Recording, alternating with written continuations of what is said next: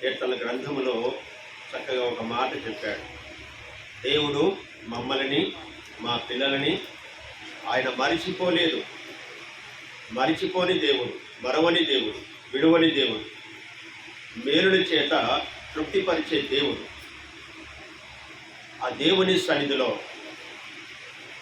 ఆయన చేసిన మేళ్ళన్నిటినీ జ్ఞాపకం చేసుకోవటం, ఆయనను స్తుతించటం, ఘనపరచటం మనకెంతో క్షేమం. ఈ రాత్రి ఆ సందర్భంగా మనం దేవుని సన్నిధిలో చేరి ఉండగా నిర్గమకాండము 18వ అధ్యాయము, నిర్గమకాండము 18వ అధ్యాయం 8, 9 వచనాలు మనం చదువుకుందాం. అలాగే 10వ వచనం కూడా. తర్వాత మోషే యెహోవా ఇశ్రాయేలు కొరకు ఫరోకును ఐగుప్తీయులకును చేసినదంతయు, త్రోవలో తమకు వచ్చిన కష్టము యావత్తును, యెహోవా తమను విడిపించిన సంగతియు తన మామతో వివరించి చెప్పెను. యెహోవా ఐగుప్తుల చేతిలో నుండి విడిపించి ఇశ్రాయేలులకు చేసిన మేళ్ళంతటిని గూర్చి యిత్రో సంతోషించెను.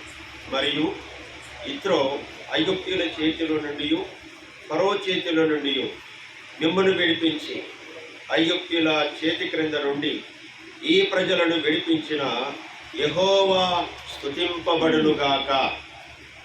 చదవబడిన ఈ వచనాన్ని ప్రభు మనందరి వినికిడిలో దీవించి ఆశీర్వదించి అర్థమే రీతిగా అనుగ్రహించునుగాక.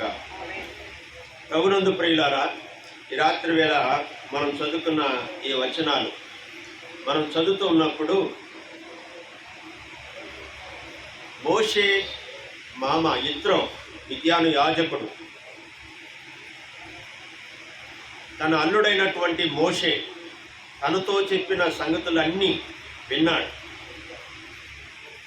మొదటి అధ్యాయం 18వ అధ్యాయం 1వ వచనంలో మనం చూస్తే, దేవుడు మోషేకును తన ప్రజలైన ఇశ్రాయేలీలకును చేసినదంతయు, యెహోవా ఇశ్రాయేలును ఐగుప్తు నుండి వెలుపలికి రప్పించిన సంగతియు మిద్యాను యాజకుడైన మోషే మామయ్యైన యిత్రో వినినప్పుడు. మోషే వివరించి చెప్తున్నాడు. ఐగుప్తు దేశంలో నుండి ఇశ్రాయేలు ప్రజలను విడిపించిన సంగతి, అరణ్య యాత్రలో ఉన్నప్పుడు ఆయన చేస్తున్న మేళ్ళన్నిటినీ వివరించి చెప్తున్నాడు. మామైనటువంటి యిత్రోతో ఈ విషయాలన్నీ వివరించి చెప్తూ ఉన్నప్పుడు యిత్రో ఏం చేశాడంటే, ఇశ్రాయేలు ప్రజల ఎడలను,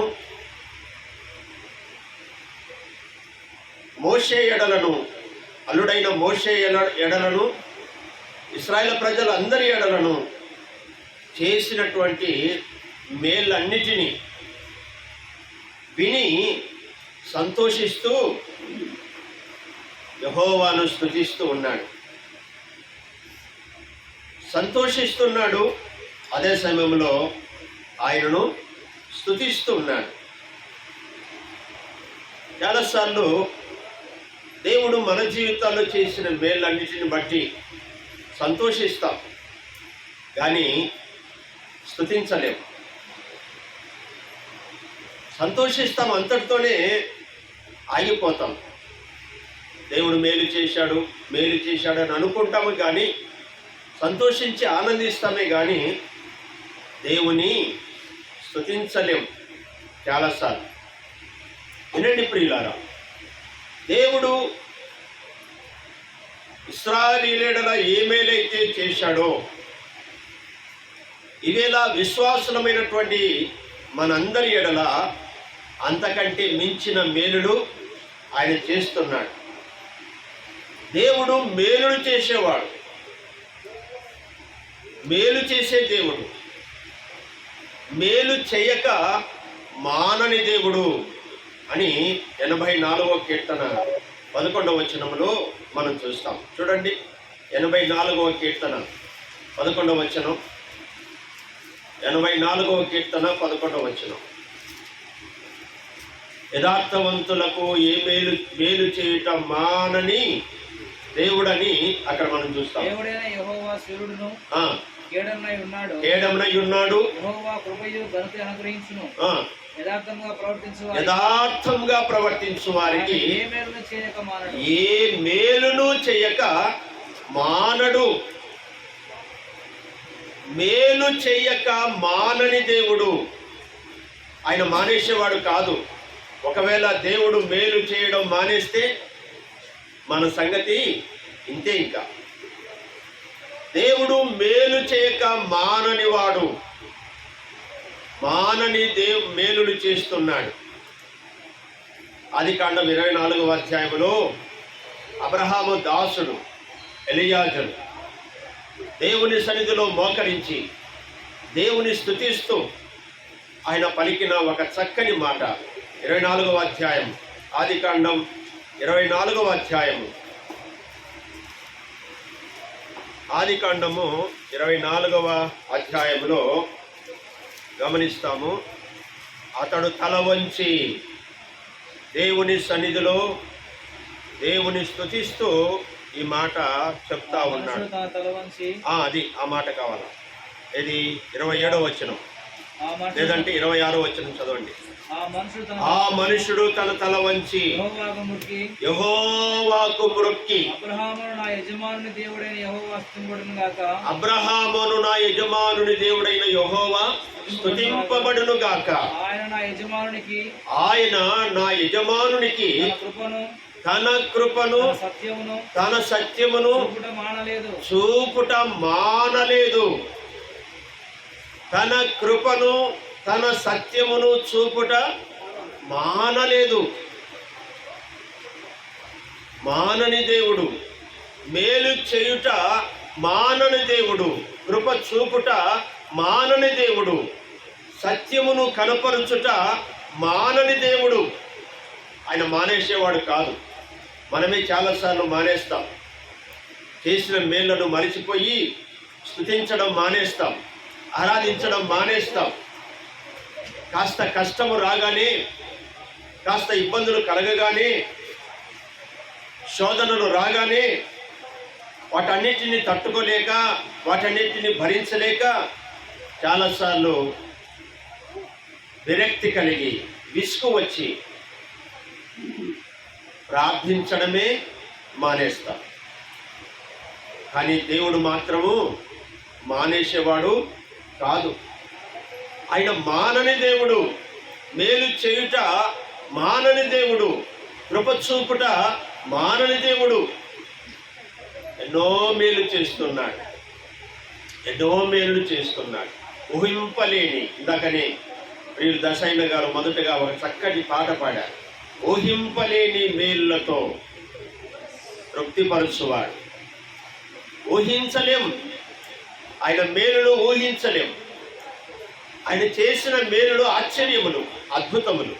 అసలు ఇశ్రాయేలు ప్రజల ఎడల దేవుడు చేసిన మేలు అవి ఊహింపలేనివిగా ఉన్నాయి. 430 సంవత్సరాలు ఐగుప్తు బానిసత్వంలో వారు మ్రగ్గిపోతున్నారు, నలిగిపోతున్నారు. ఐగుప్తీయులు పెట్టే ఆ బాధలను భరించలేక వారి ప్రాణములు విసుగు చెందుతున్నాయి. నిర్గమకాండం 1వ అధ్యాయంలో మనం చూస్తాం. విసుగు చెందుతున్నారు.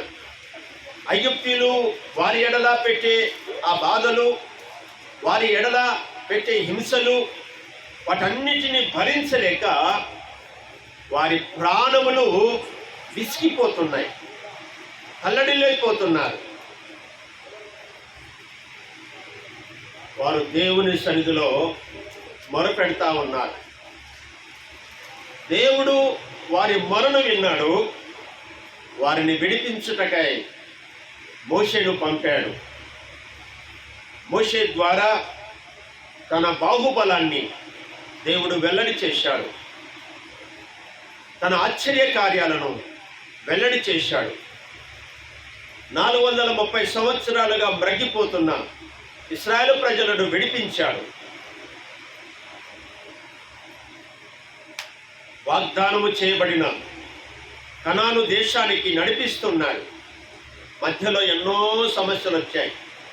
ఎర్ర సముద్రము ఎదురైంది. ఎర్ర సముద్రాన్ని పాయలుగా చేశాడు. సముద్రాన్ని పాయలుగా చేసిన దేవుడు ఇశ్రాయేలు ప్రజలకు మేలు చేయడానికి సముద్రాన్నే పాయలు చేశాడు. ఇశ్రాయేలు ప్రజలకు మేలు చేయడానికి ఆకాశాన్ని తెరవజేశాడు. ఆకాశాన్ని తెరిచి మన్నాను కురిపించాడు. ఇశ్రాయేలు ప్రజలను వారికి మేలు చేయడానికి బండ నుంచి నీళ్లను రప్పించాడు. ఇలా ఎన్నో ప్రియులారా ఇశ్రాయేలు ప్రజలకు మేలు చేయడానికి దేవుడు చేసిన ఆశ్చర్య కార్యాలు, దేవుడు చేసిన అద్భుత కార్యాలు వివరించడానికి వీల్లేదు ప్రియులారా. కనాను యాత్రకు ప్రయాణమై వెళుతున్నారు. మార్గ మధ్యములో ఎన్ని శోధనలు వచ్చినా, ఎన్ని సమస్యలు వచ్చినా, ఎన్ని ఇబ్బందులు వచ్చినా, ఎన్ని ఆటంకాలు ఎదురైనా, ఎంత కష్టం వచ్చినా దేవుడు ఏం చేశాడు? వారిని ఆశ్చర్య రీతిగా కాపాడుతూ వచ్చాడు. మేలుల చేత వారిని తృప్తిపరుస్తూ వచ్చాడు. ద్వితీయోపదేశకాండం 8వ అధ్యాయంలో చదివితే ఒక మాట జ్ఞాపకం చేయబడింది. దేవుడైన యెహోవా మోషే ద్వారా ఇశ్రాయేలు ప్రజలకు గుర్తు చేస్తున్నాడు, జ్ఞాపకం చేస్తున్నాడు. 8వ అధ్యాయము నిర్గమకాండము, ద్వితీయోపదేశకాండం 8వ అధ్యాయం, ద్వితీయోపదేశకాండము 8వ అధ్యాయము వచనం జ్ఞాపకం చేస్తాను.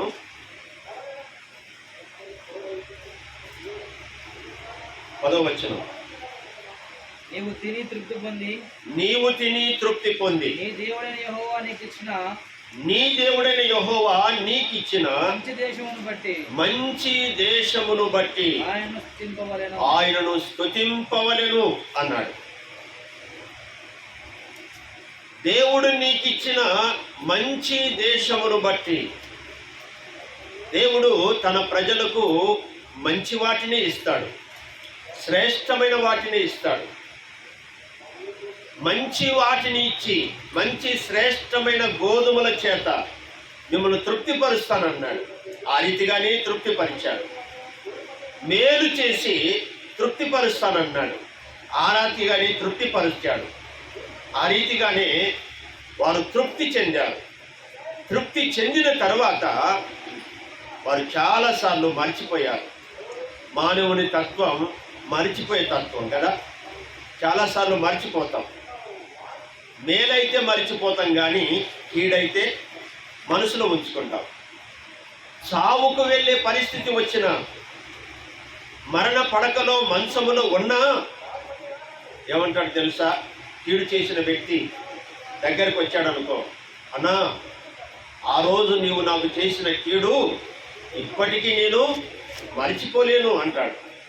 కీడైతే మరిచిపోడు, కానీ మేలైతే మరిచిపోతాడు. అన్న ఆ రోజు నేను నీకు చేసింది గుర్తుందా?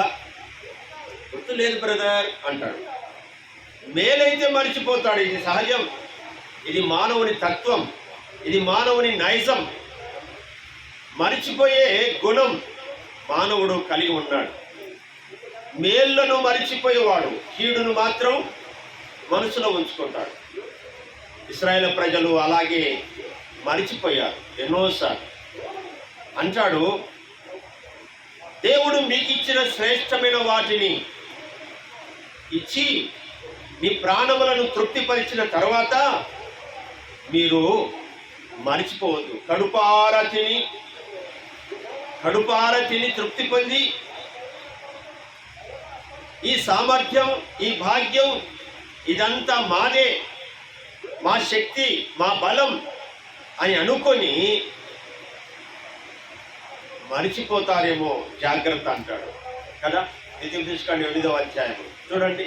ద్వితీయోపదేశకాండం 8వ అధ్యాయము 17వ వచనం, లేదంటే 14వ వచనంలో, నీ మనస్సు మదించి దాసుల గృహమైన ఐగుప్తు దేశంలో నుండి నిన్ను రప్పించిన నీ దేవుడైన యెహోవాను మరచెదవేమో. జాగ్రత్త.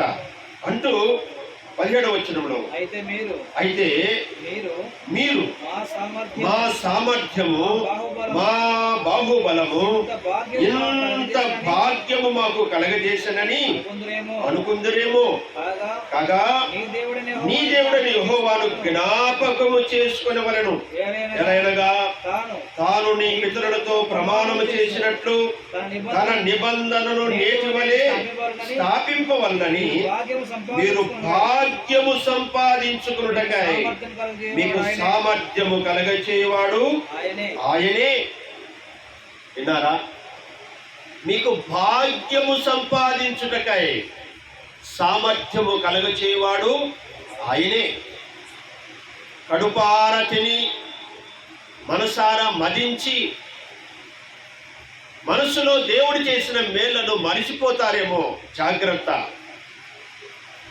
ఈ శక్తి, ఈ సామర్థ్యం, ఈ బలం, ఈ జ్ఞానం ఇదంతా మా సొంతం.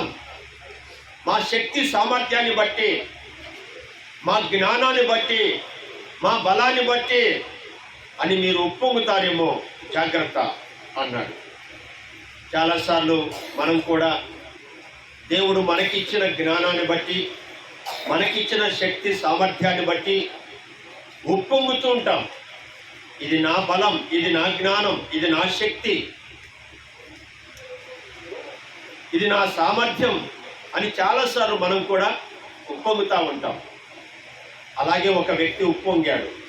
లూకా సువార్త 12వ అధ్యాయంలో దేవుడు ఆ వ్యక్తిని ధనవంతునిగా చేశాడు. ధనవంతుడైన ఆ వ్యక్తి ఆ సంవత్సరం పంట వేశాడు.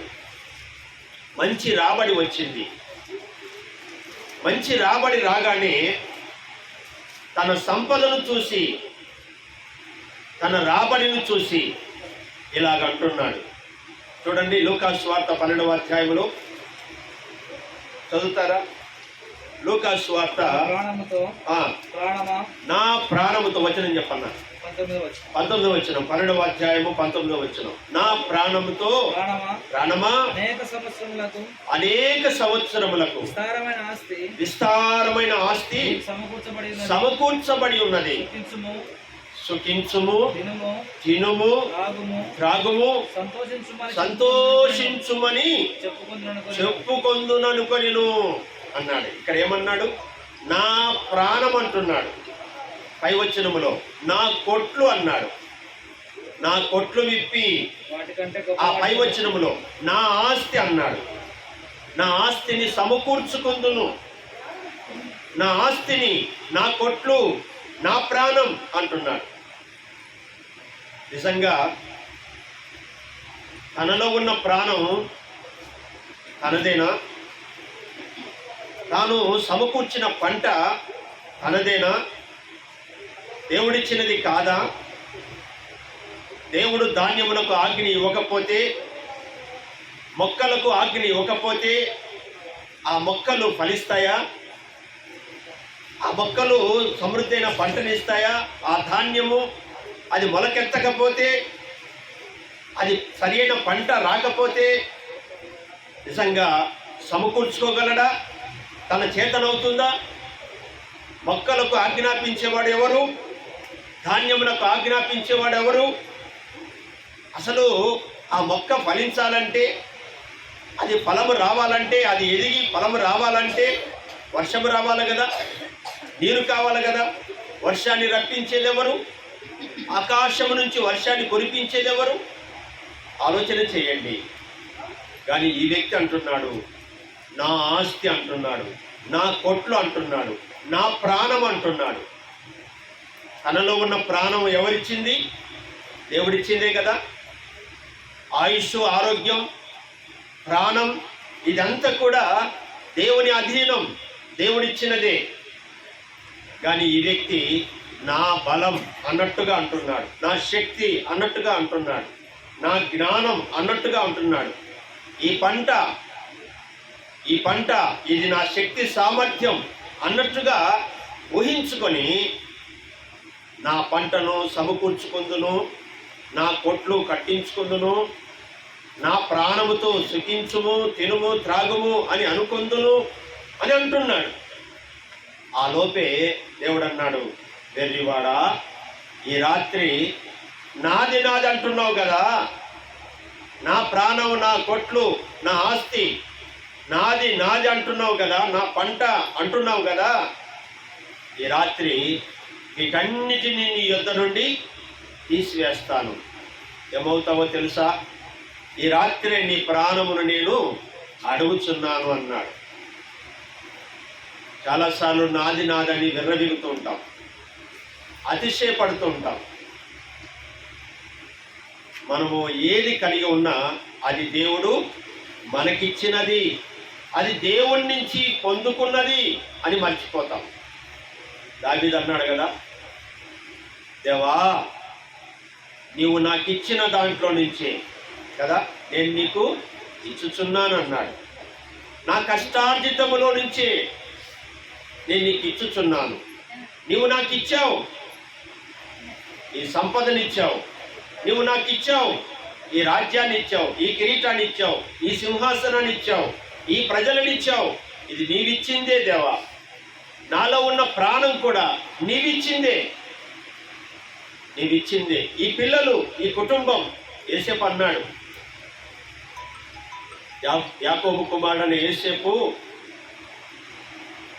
మరి ఐగుప్తు దేశంలో ఆశీర్వదింపబడి అభివృద్ధి చెందిన తర్వాత ఐగుప్తు దేశానికి ఒక పెద్ద అధికారిగా, రాజు తర్వాత రాజుగా నియమించబడిన తర్వాత తండ్రి అయిన యాకోబు, అన్నగారు అందరూ వచ్చారు.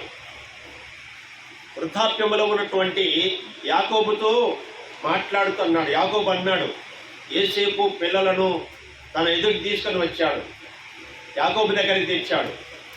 నాన్న ఇదిగో ఈ పిల్లలను దీవించు అన్నప్పుడు, ఎవరు బాబు వీళ్ళు, ఈ పిల్లలు ఎవరు అని అన్నప్పుడు యేసేపు ఏమన్నాడు, దేవుడు నాకు ఇచ్చిన పిల్లలు. దేవుడు నాకు ఇచ్చాడు పిల్లలను, దేవుడు నాకు ఇచ్చాడు. ఇవాళ మనం పిల్లలు కలిగి ఉన్నాం, కుటుంబాలు కలిగి ఉన్నాం, ఉద్యోగాలు కలిగి ఉన్నాం, పొలాలు కలిగి ఉన్నాం, స్థలాలు కలిగి ఉన్నాం, ఆరోగ్యం కలిగి ఉన్నాం కదా. ఇదంతా ఎవరిచ్చింది? దేవుడే. ఇందాకనే విన్నాం, దశయన్న వారి మనవరాలు ఇంటర్మీడియట్ పరీక్షలో మంచి ఉత్తీర్ణత పొందారని. ఉత్తీర్ణతనిచ్చింది ఎవరు? దేవుడే. చదవడానికి జ్ఞానాన్నిచ్చింది ఎవరు? దేవుడే. చదివినవన్నీ జ్ఞాపకం చేసుకోవడానికి జ్ఞాపక శక్తి ఇచ్చింది ఎవరు? దేవుడే. బుద్ధి, జ్ఞానము, సర్వసంపదలు క్రీస్తులో గుప్తమై ఉన్నాయి. బుద్ధి ఇచ్చాడు, జ్ఞానం ఇచ్చాడు కదా. దేవుడిచ్చినవే ఇవన్నీ. మంచి ఉత్తీర్ణత ఇచ్చాడు, దేవుడిచ్చినవే. దేవుడు ఇన్ని విధాలుగా మేలు చేసి మనల్ని తృప్తిపరుస్తామంటే మరిచిపోతా ఉన్నాం. మనం మరిచిపోతాం కానీ దేవుడు మరిచిపోడు. మనం మానేస్తాం కానీ దేవుడు మానేయడు. మానక మేలు చేసే దేవుడు, మానక కృప చూపే దేవుడు, మానక దయ చూపే దేవుడు ఆయన. కాబట్టి రాత్రి వేళ మేలు చేస్తున్న ఆ దేవుణ్ణి మనము స్తుతించుట మనకెంతైనా దీవెన, ఎంతైనా ఆశీర్వాదం ఉంది ప్రియుల. యథార్థవంతులకు ఏ మేలును చేయక మానడు. 34వ కీర్తన 10వ వచనంలో చూడండి. 34వ కీర్తన.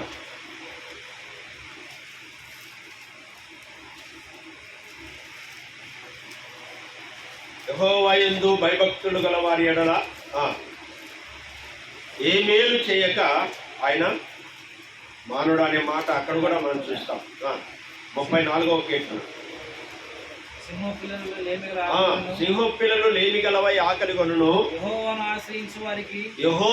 ఆశ్రయించు వారికి ఏ మేలు కొదవై ఉండదు. ఆ పై వచ్చినప్పుడు కూడా ఉంది కదా, భయభక్తులు కలిగి యెహోవా భక్తులారా, యెహోవా భక్తులారా ఆయన యందు భయభక్తులు ఉంచుడి. ఆయన యందు భయభక్తులు ఉంచుడి. ఆయన యందు భయభక్తులు ఉంచువానికి ఆయన యందు భయభక్తులు ఉంచువానికి ఏమీ కొదవలేదు. ఏమీయూ కొదవ ఉండదు. ఏ మేలు కూడా కొదవయ్యి ఉండదు. ఏ మేలు కొదవ చేయడు ఆయన. మనకు ఏ మేలు అవసరమో, మనకు ఏ దీవెన అవసరమో, ఏ ఆశీర్వాదం అవసరమో, ఏ సమయానికి ఏది కావాలనో దేవుడు మనకు ధారాళంగా దయచేస్తూ ఉన్నాడు. మేలుల చేత మన ప్రాణములను తృప్తిపరుస్తున్నాడు. మన ప్రాణములను తృప్తిపరుస్తున్న ఆ దేవుని ఏం చేయాలా? స్తుతించాలా, స్తుతించాలా.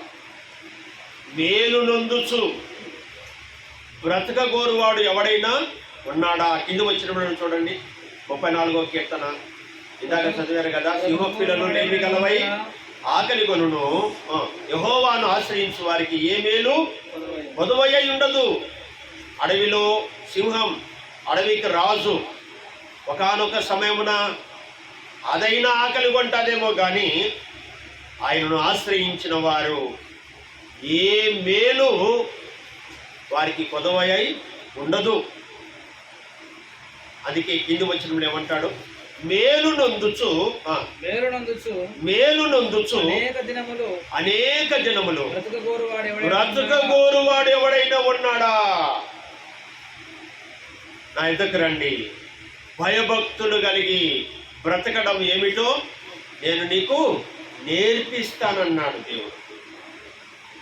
అనేక దినములు మేలు నొందుచు బ్రతకాలి అని అనుకుంటున్నారా? రావాలి ఆయన వద్దకు. ఆయన వద్దకు వస్తే భయభక్తులు కలిగి అలా బ్రతకాలో ఆయన నేర్పిస్తాడు. ఆయన నేర్పిస్తాడు. మేలు నొందుచు బ్రతకాలనుకుంటున్నావా? దేవుడిచ్చే మేలు చేత తృప్తి నొంది ఆయన కొరకు జీవించాలని అనుకుంటున్నావా? ఈ రాత్రి ఆయన వద్దకు రావాలి. ఆయన వద్దకు వచ్చు వారిని ఆయన ఎంత మాత్రమును త్రోసివేసేవాడు కాదు. ఆయన త్రోసివేసేవాడు కాదు.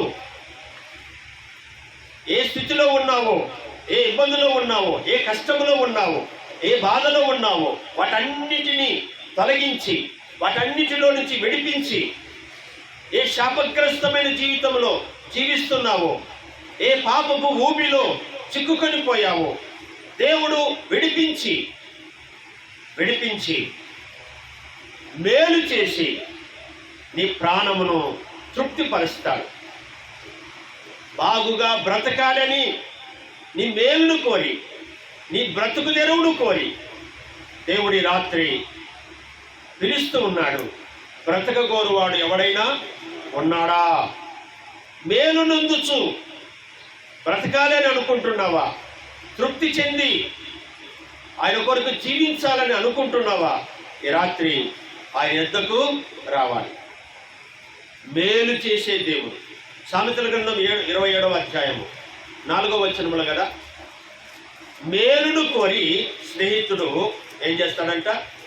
గాయములు చెయ్యును, పగవాడు లెక్కలేనన్ని ముద్దులు పెట్టను అని మనం చూస్తాం. మంచి స్నేహితుడు, మేలు కోరేవాడు ఏం చేస్తాడంట? మొదట గాయం చేస్తాడు. కష్టం కలుగుతుంది. కొన్నిసార్లు నష్టం కూడా కలగవచ్చు. కష్టము కలగవచ్చు, నష్టము కలగవచ్చు. కొన్నిసార్లు దేవుడు అనారోగ్యానికి కూడా అనుమతి ఇవ్వవచ్చు. గాయం చేస్తాడు మొదట. ఎందుకని? మేలును కోరి. గాయము లేనిది మేలు లేదు. మనసులో పెట్టుకోవాలి ఇది చాలాసార్లు. గాయము లేనిది మేలు లేవు. కొన్నిసార్లు గాయం పొందాల్సిందే. గాయం చేసేవాడు దేవుడే, గాయాన్ని మానుకోవాడు కూడా దేవుడే. మరి కీర్తన గ్రంథంలో రాయబడింది, నీతిమంతుల కష్టదినమును పోగొట్టి దేవుడు వారికి నెమ్మదినిస్తాడని రాయబడింది. కష్టమైన, గాయమైన, నష్టమైన, అది ఏదైనా అది మన మేలు కోరి దేవుడు చేస్తాడని విశ్వసించాలి. మేలును కోరి గాయం చేస్తాడు. పగవాడు లెక్కలేని ముద్దులు పెడతాడు. వీళ్ళారా మన మంచి స్నేహితులు, మన మేలును కోరినవాడు.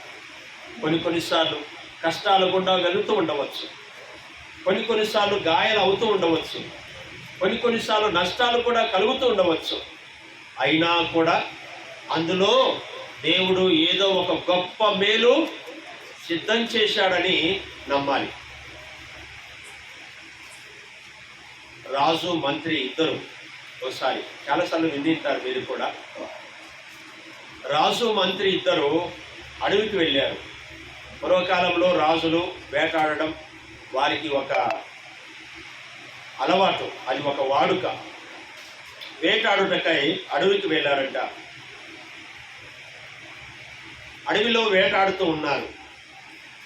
వేటాడుతున్న సమయంలో ఈ రాజు రాయి తగులుకున్నాడు. రాయి తగులుకొని బ్రొటన వేలు విరిగిపోయింది, రక్తము కారుతూ ఉంది.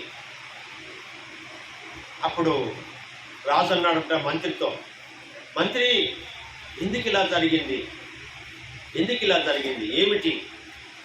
సరే, ఈ మంత్రి చెప్పే మాటలని చెప్తూ చివరికి ఇంటి దగ్గరికి తీసుకొని వచ్చిన తర్వాత అన్నాడంట ఈ మంత్రి, రాజా ఇది నీకు మేలే జరిగింది అన్నాడంట. రాజు కోపం వచ్చింది. ఏంటి, గాయమై బొట్టన వేలు విరిగిపోతే మేలు జరిగిందంటావా అని కోపావేశంతో ఈ మంత్రిని అంట జైల్లో పడేశాడంట. కొన్ని దినాలకు గాయం మానిపోయింది. ఇక ఆల్రెడీగా బొట్టన వేలు తీసేశారు, విరిగిపోయింది, పూర్తిగా పనికిరాదు, తీసేశారు, గాయం మానిపోయింది. ఒక్కడే మరలా వేటకు వెళ్ళాడు, అడవికి వెళ్ళాడు, వేటాడుతున్నాడు. చెంచువారి చేతిలో దొరికాడంట. అడవిలో చెంచువారు ఉంటారు, అడవి మనుషులు. వారి చేతికి దొరకగానే ఈ రాజును, ఆ అడవి మనుషులు, ఆ చెంచువారు, తమకు ఒక రాజు ఉంటాడు, అడవికి ఒక రాజు, ఆ చెంచులకు ఒక రాజు, ఆ రాజు దగ్గర తీసుకొని పోయినారు. రాజా, మన దేవతకు బలి అర్పించడానికి మంచి మనిషి దొరికాడు, బలి చేస్తాం. అడవి మనుషులు వాళ్ళ అడవి దేవతకు మనుషులను బలిస్తే అడవి సంతోషించి, అడవి దేవత సంతోషించి పంటలు సమృద్ధిగా, ఆ చెట్ల ఫలాలు సమృద్ధిగా అనుగ్రహిస్తాదని ఒక గుడ్డి నమ్మకం, ఒక మూఢనమ్మకం. అందుకని ఆ అడవి దేవతకు బలి ఇవ్వడానికి ఈ రాజును తీసుకొని పోయారు. ఆ అడవి రాజు దగ్గర నిలబెట్టారు. వాళ్ళ యొక్క నీతి ఏంటంటే, బలహీనమైన వాటిని కానీ వాళ్ళ దేవతకు బలి ఇస్తే వాళ్ళ దేవత కనికరించదంట. అందుకని ఆ వ్యక్తిని పరీక్షించారు. పరీక్షించగా బొటన వేలు లేదు, ఒక అవయవం లేదు. అప్పుడు రాజుతో అన్నారంట, రాజా ఈ వ్యక్తి బలికి పనికిరాడు, ఈ వ్యక్తి బలికి పనికిరాడు అన్నప్పుడు రాజు వదిలిపెట్టండి అన్నాడంట. వెళ్ళిపోయాడు సంతోషంగా. మంత్రి జైల్లో ఉన్నాడు కదా, మంత్రి దగ్గరికి వెళ్ళి, మంత్రి దయతో నన్ను క్షమించు మంత్రి, ఆ రోజు ఇది నీకు మేలే రాజా అన్నప్పుడు నాకు అర్థం కాలేదు, అనవసరంగా నీ మీద కోపముతో నిన్ను జైల్లో వేశాను, క్షమించు అన్నాడంట. ఆ మంత్రి అన్నాడంట, రాజా అలా అనవద్దు, ఇదిగో నీవు నన్ను జైల్లో వేయడం ఇది కూడా నాకు మేలే అన్నాడంట. ఏమిటి, నేను జైల్లో వేస్తే నీకేంటి మేలు అంటే వివరించాడంట. రాజా నీవు నన్ను గనక జైల్లో వేయకపోతే నీవు నేను ఇద్దరము అడవికి వెళ్ళేవాళ్ళం, ఆ చెంచు మనుషుల చేతిలో దొరికేవాళ్ళం, నీకేమో ఒక అవయవం కొరతగా ఉంది, బొట్టనీళ్ళు విరిగిపోయింది, నిన్ను విడిచిపెట్టేవాళ్ళు, నన్నేమో బలి చేసేవాళ్ళు రాజా.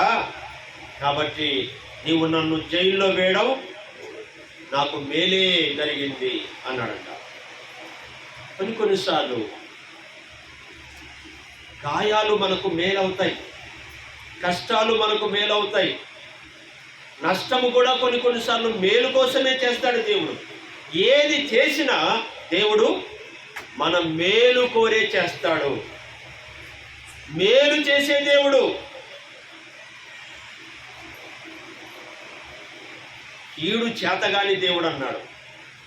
దేవుడికి కీడు చేయడం చేత కాదు, కీడు చేయడం చేత కాదు ఆయనకి. మేలు చేసే దేవుడు, మేలు చేసే దేవుడు. పిల్లరా, మన మేలును కోరి ఆయన గాయాలయ్యాడు, గాయాల పాలయ్యాడు కదా. మనకు తెలుసు, మన క్షేమాన్ని కోరి, మన మేలును కోరి, మన రక్షణ కొరకై, మన విమోచన కొరకై పరలోకములో ఉన్న గొప్ప భాగ్యాన్ని విడిచిపెట్టి భూలోకానికి దిగి వచ్చాడు. పరలోకములో దూతలు వరదూతల చేత కొనియాడబడుచున్న దేవుడు. ఇది భాగ్యమని ఆయన అనుకొనలేదు. కానీ ఫిలిప్పీయులకు రాసిన పత్రిక 2వ అధ్యాయము 6వ వచనములో మనం చూస్తే, దేవునితో సమానంగా ఉండుట విడిచిపెట్టకూడని భాగ్యము అని ఆయన అనుకోలేదు. కానీ మనుషుల పోలికగా ఈ లోకానికి వచ్చాడు, మనుషుల పోలికగా వచ్చాడు, మానవ స్వరూపం ధరించాడు, కన్య గర్భమందు జన్మించాడు, భూలోకంలో నిర్దోషిగా నిష్కల్మషుడుగా పాపంలో చేరక ప్రత్యేకమైన వాడుగా జీవించాడు. పాపము అంటుకోకుండా జీవించాడు. పాపము లేని పరమాత్ముడు ప్రభు అయిన యేసుక్రీస్తు. ఆయన ఏ పాపము ఎరగనివాడు, ఏ పాపము చెయ్యనివాడు, ఏ దోషము లేనివాడు. ఆయన పరిశుద్ధుడు, ఆయన పవిత్రుడు, నిర్దోషి, నిష్కల్మషుడు, పాపంలో చేరక ప్రత్యేకంగా ఉన్నవాడు. అయితే ప్రియులారా, పాపాత్ములమైన మన కొరకు, దుష్టులమైన మన కొరకు ఘోరమైన శిక్ష అనుభవించాడు. యెషయా గ్రంథం 53వ అధ్యాయంలో మనం చదువుతున్నప్పుడు మన దోషములను బట్టి ఆయన నలగొట్టబడ్డాడు, మన అతిక్రమ క్రియలను బట్టి ఆయన గాయపరచబడ్డాడు. మన సమాధానార్థమైన శిక్ష ఆయన మీద మోపబడింది. ప్రియులారా, చేతుల్లో గాయాలు, మెత్తటి చేతుల్లో పొడుగాటి మేకుల చేత దిగగొట్టబడుతుండగా ఆయన చేతుల్లో ఉన్న గాయాలు, పవిత్రమైన పాదములలో పొడుగాటి మేకు దిగగొడుతూ ఉండగా కలిగిన గాయం, కొరడా దెబ్బల చేత వీపున నాగటి చాలవలే దున్నబడుతుండగా కలిగిన గాయాలు, తల మీద ముళ్ళ కిరీటం మొత్తుతుండగా కలిగిన గాయాలు. ప్రియులారా, ఆయన గాయాలు పొందాడు, అవమానాలు పొందాడు, నిందలన్నీ భరించాడు. మన మీదకి వచ్చే ఆ కఠోరమైన శిక్ష తన మీద వేసుకున్నాడు. ఎంత ప్రేమ! యేసుక్రీస్తు వారు మన ఎడల చూపిన ప్రేమ ఎంతో గొప్పది, ఆయన కనికరం ఎంతో గొప్పది, ఆయన వాత్సల్యత ఎంతో గొప్పది, ఆయన త్యాగం ఎంతో గొప్పదండి. అసలు ఎట్లనగా మనం ఇంకనూ పాపులమైండగాని క్రీస్తు మనను ప్రేమించి మన కొరకు ప్రాణమిచ్చెను. మనను ప్రేమించి మన కొరకు ప్రాణం పెట్టాడు ప్రభు. మన కొరకై రక్తము ధారపోశాడు ప్రభు. మన కొరకై గాయాల పాలయ్యాడు ప్రభు. ఆయన మరణించాడు, సమాధి చేయబడి తిరిగి లేచాడు. చావును సమాధిని గెలిచిన వాడు సజీవుడు ప్రభు అయిన యేసుక్రీస్తు. అలాంటి వారు భూలోకంలో చరిత్రలో ఎవ్వరూ లేరు. ఆయనకు సమమైన వారు, ఆయనకు సాటి అయిన వారు ఎవ్వరును లేరు. ఆయన అన్నాడు, నాకు సాటి అయిన వారు ఎవరైనా ఉన్నారా? యెషయా గ్రంథంలో ఆ మాట రాయబడి ఉంది, కీర్తన గ్రంథంలో కూడా ఆ మాట రాయబడి ఉంది. మీరు నాతో సమానులని ఎవరు చెప్పగలరు? సవాలు చేశాడు. నాతో సమానులని ఎవరు చెప్పగలరు? దేన్ని సాటి చేయగలరు? దేనిని సాటి చేయగలరు? నిజంగా ఆయనకు సాటి అయినది ఏది లేదు, ఎవరు లేరు. సాటి లేని గొప్ప దేవుడు ఆయన. సాటి లేని గొప్ప దేవుడు, సజీవుడైన దేవుడు, సదాకాలము తన యందు భయభక్తులు గల వారికి మేలు చేసే దేవుడు, యథార్థత కలిగి బ్రతుకుచున్న వారికి మేలు చేయక మానని దేవుడు ఆయన. కల్వరి శిలువలో రక్తము ధారపోసి ప్రాణం అర్పించాడు, మరణించి సమాధి చేయబడి తిరిగి లేచాడు. ఇది మానవులందరి పక్షంగా చేసిన ఒక గొప్ప మేలు. ఇది గొప్ప మేలు ఏమైనా ఉందా అంటే, మరవలేని మేలు ఏదైనా ఉందా అంటే, కల్వరిలో చేసిన ఆ త్యాగం, చూపిన ఆ ప్రేమ, అది మరవలేనిది ప్రియులారా.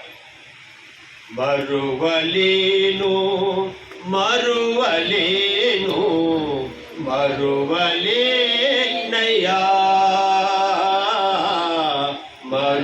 మరువలేనయ్యా నీ ప్రేమ చరితం ఆ ఘోర మరణం, నీ ప్రేమ చరితం ఆ ఘోర మరణం. యేసయ్యా యేసయ్యా యేసయ్యా దయామయా, యేసయ్యా యేసయ్యా యేసయ్యా దయామయా. ఓ మరువలేను మరువలేను మరువలేనయ్యా, మరువలేనయ్యా.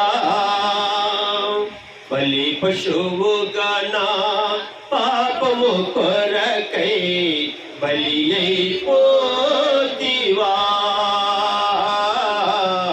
బలి పశువుగా నా పాపము కొరకై బలి అయిపోతివా.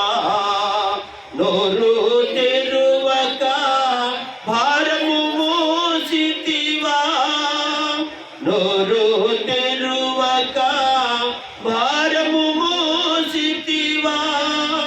యేసయ్యా యేసయ్యా యేసయ్యా దయామయా, యేసయ్యా యేసయ్యా యేసయ్యా దయామయా. ఓ మరువలేను మరువలేను మరువలేనయ్యా,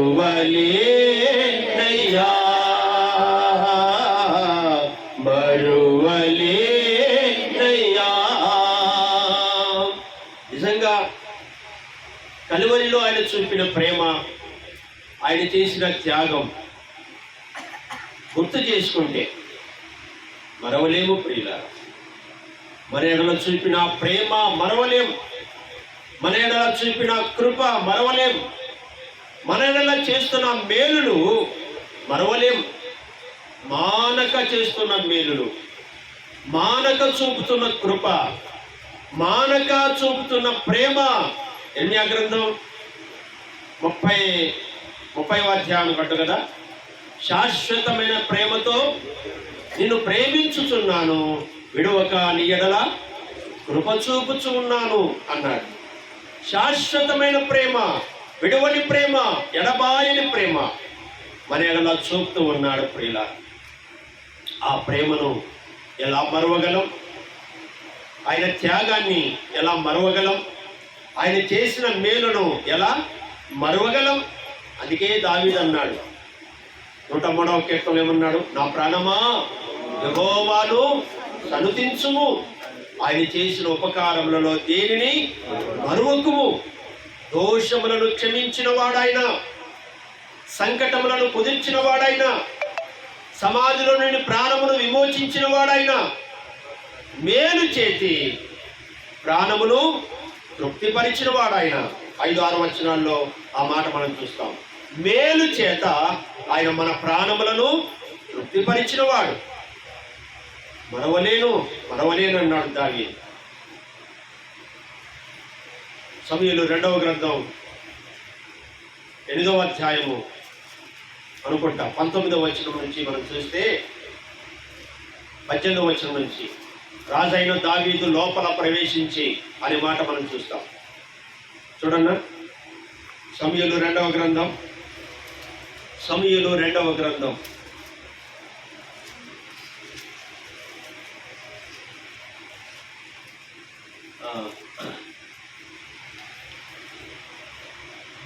ఏడవ అధ్యాయం 7వ అధ్యాయం 18వ వచనం నుంచి దావీదు రాజు లోపల ప్రవేశించి యెహోవా సన్నిధిని కూర్చుండి ఈలాగున మనవి చేసెను, నా ప్రభువా యెహోవా, ఇంతగా నీవు నన్ను హెచ్చించుటకు నేనెంతటి వాడను, నా కుటుంబము ఏ పాటిది, నీవు చేసినదంతయు కదా. ఇక్కడే ఉన్నాడు, ఇంత హెచ్చుగా చేసినదంతయు నీ దృష్టికి కొంచెమే అన్నాడు. రాజైన దావీదు జీవితంలో దేవుడు చేసిన మేలు అది ఎంతో గొప్పది.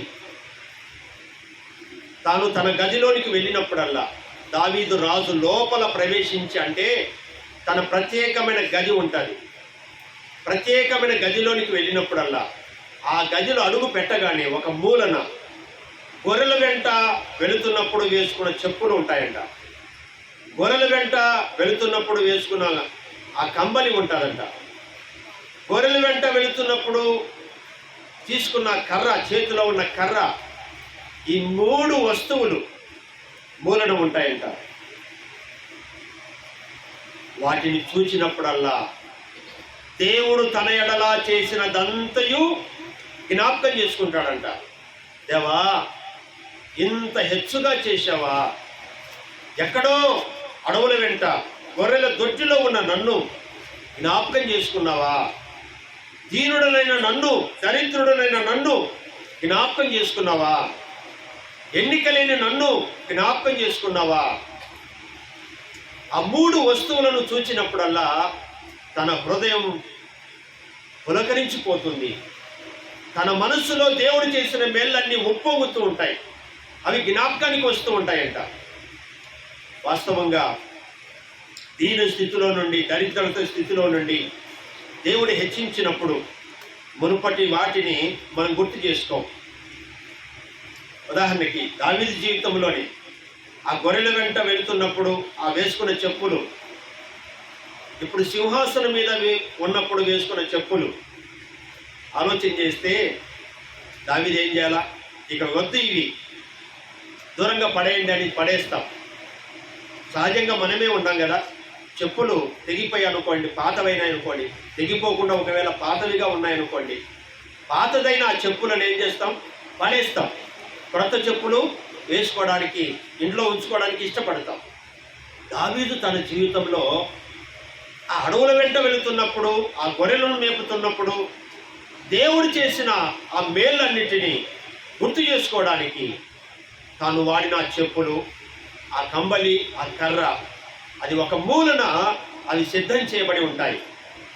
రూములోనికి వెళ్ళగానే, ఆ గదిలోనికి వెళ్ళగానే అవి కనపడతాయి. అప్పుడు దావీదు తల వంచి దేవుని స్తుతిస్తాడంట. నా ప్రాణమా యెహోవాను సన్నుతించుము, ఆయన చేసిన ఉపకారములలో దేనిని మరువకుము. దోషములను క్షమించిన వాడాయన, సంకటములను కుదిర్చిన వాడాయన, మేలు చేత ప్రాణమును తృప్తిపరిచిన వాడాయన. కాబట్టి మరిచిపోవద్దని మాటి మాటికి దేవుని మేలును గుర్తు చేసుకునేవాడు దావీదు. ప్రాణముతో అంటున్నాడు, ప్రాణమా మర్చిపోవద్దు. ఆయన చేసిన ఉపకారములలో ఏది కూడా నీవు మరిచిపోవద్దు అని తన ప్రాణముతో అంటున్నాడు. ఇదే వ్యక్తి కదా, ఇదే ఇంకొక ధనవంతుడు. ఇందాకనే మనం విన్నాం కదా, ప్రాణంతో ఏమన్నాడు? నా ప్రాణమా తినుము త్రాగుము సుఖించుమన్నాడు. ఒక వ్యక్తి ఏమో తన ప్రాణముతో దేవుడు చేసిన మేళ్ళన్నిటిని మరిచిపోయి, దేవుని ఉపకారములన్నిటినీ మరిచిపోయి తన ప్రాణముతో అంటున్నాడు, తినుము త్రాగుము సుఖించుము, నా ఆస్తి నా కొట్లు నా ప్రాణం అని ఉప్పొంగుతుండగా, మరొక వ్యక్తి ఏమో దేవుడు చేసిన మేళ్లను మరిచిపోక ప్రాణముతో, ప్రాణమా యెహోవాను సన్నుతించుము, ఆయన చేసిన ఉపకారములలో దేనిని మరువకుమని ప్రాణముతో చెప్తున్నాడు. నిజమిప్రియులారా, ఈ రాత్రి వేళ మనము ఇలా చెప్పగలిగిన వారమై ఉన్నాం. దేవుడు చేసిన మేళ్ళన్నిటినీ జ్ఞాపకం చేసుకొని దేవుని స్తుతించవలసిన వారమై ఉన్నాం. దేవుని గణపరచిన వారమై ఉన్నాం. మోషే ఐగుప్తులో నుండి విడిపించిన విధానాన్ని, అరణ్యములో నడిపిస్తున్న విధానాన్ని, అరణ్యములో ఆకలైనప్పుడు ఆకాశంలో నుంచి మన్నాను కురిపించి, నీళ్లు దప్పికైనప్పుడు బండలో నుంచి నీళ్లు రప్పించి, ఎన్నో ఆశ్చర్య కార్యాల చేత ఇశ్రాయేలు ప్రజలను తృప్తిపరిచిన ఆ విధానం అంతటిని ఇదిగో తన మామయ్య అయిన ఇత్రోతో వివరించి చెప్తున్నప్పుడు ఇత్రో ఏం చేశాడు? సంతోషించెను. తర్వాత ఏం చేశాడు? యెహోవాను స్తుతించెను అని నిర్గమకాండం 8వ అధ్యాయంలో మనం చదువుతున్నాం ప్రియులారా. స్తుతించాడు, సంతోషించాడు. కాబట్టి రాత్రి వేళ దశయన్న వారి కుటుంబంలో దేవుడు చేసిన మేలు ఎన్నో. ఫోన్ చేసి అన్నాడు, అన్న దేవుడు మా కుటుంబంలో చేసిన మేళ్లను గుర్తు చేసుకొని దేవుని స్తుతించాలన్న మనస్సు కలిగింది. స్తుతికుడికి ఏర్పాటు చేశాం, మీరు వచ్చి వాక్యం అందించాలి అని కోరాడు. తర్వాత దానియలన్న గారిని కూడా ఫోన్ చేశాను, వారిని కూడా అడిగాడు. సందర్భం ఏంటంటే మనవరాళ్ళు పాస్ అయ్యారు, మంచి మార్కులతో ఉత్తీర్ణత పొందారు పిల్లలు. వారు స్థిరపడ్డారు, ఉద్యోగాల్లో స్థిరపడ్డారు, కుటుంబం విషయంలో వారు స్థిరపడ్డారు. దేవుడు వారి జీవితాల్లో మేలు చేశాడు.